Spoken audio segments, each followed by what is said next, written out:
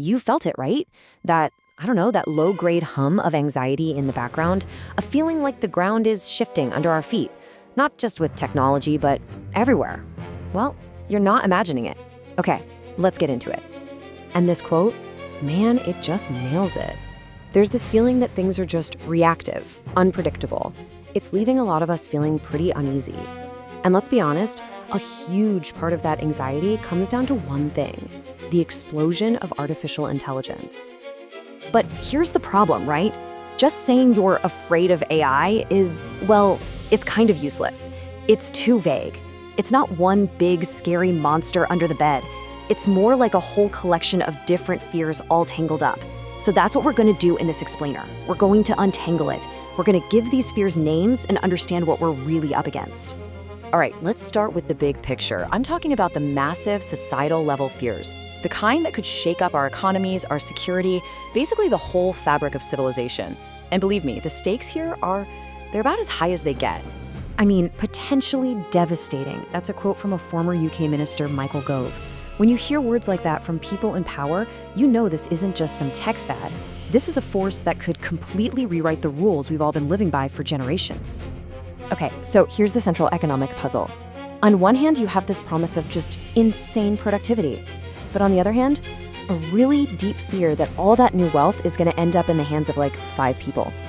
We're not just talking about job losses for factory workers anymore. We're talking about cognitive work, creative work, entire professions. So what is it? A golden age for everyone, or a future with a handful of techno-lords and, well, the rest of us? And look, it goes way deeper than just money and jobs. This gets into something much more visceral. A primal fear of what happens when the things we create become too powerful for us to control. And this isn't Hollywood stuff. This is real. You've got a top AI lab, Anthropic, building a model they call Claude Mythos, and it's so good at complex strategic thinking that they themselves get nervous about releasing it. That's when you start hearing talk about an AI doomsday, and you kind of have to take it seriously. So let's break this down with a real-world example. You've probably heard of a zero-day exploit. Basically, it's a security flaw that developers have had literally 0 days to fix. Now, a human hacker might find one.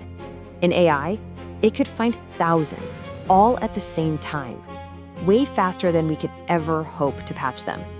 Just think about what that means for our power grids, our banks, everything.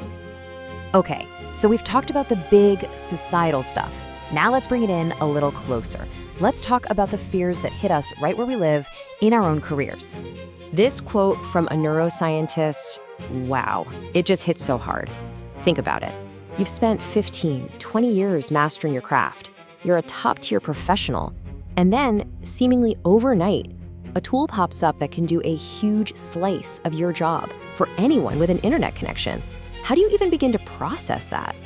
It's become so common, there's actually a new acronym for it, FOBO, the fear of being obsolete. And let's be clear, this isn't like FOMO, fear of missing out on a party. This is the fear that the whole party is moving to a different galaxy and you weren't invited. And this is the absolute key.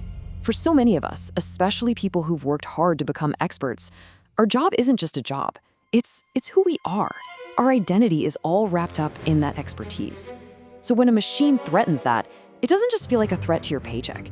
It feels like a threat to your very self. And here's the crazy part. From a brain science perspective, it can become this vicious cycle. You see a new AI demo, that's the threat. Your brain immediately jumps to the worst case scenario. And every single time you do that, you're literally strengthening that fear pathway in your brain. Pretty soon, it's not even about the AI anymore. It's become a full-blown identity crisis. Okay, so we've put names to these fears, the big societal ones and the really personal ones. But what good is that if we don't know what to do next? Naming the fear is step 1. Step 2 is figuring out how to respond. So let's just cut to the chase. After all of this, should we be afraid of AI? Is that the right response?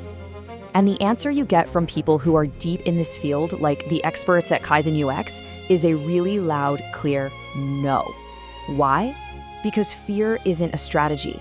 Fear just makes you freeze. It paralyzes you right when you need to be moving. It's a trap. See, the problem isn't the technology itself. At the end of the day, it's a tool. A ridiculously powerful tool, sure, but still a tool. The real battle, the real challenge is internal. It's all about the mindset you choose to bring to the table. And this really breaks it down perfectly. You've got the fear mindset on one side. It's all about panic, reacting, seeing AI as a replacement that's coming for you. And then you've got the strategic mindset. It's proactive. It sees AI as a co-pilot, a tool you can leverage to do amazing things. So how do you actually build that strategic mindset? Well, here's a pretty clear roadmap. 1.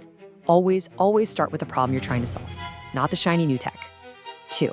Use AI to do all the boring, repetitive stuff that you hate anyway. Let it free you up.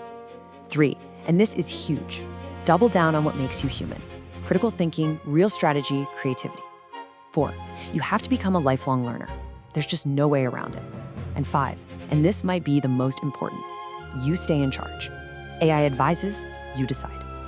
When you make that shift in mindset, something really powerful happens. You stop getting swept away by the chaos and the noise. You start observing it, understanding it.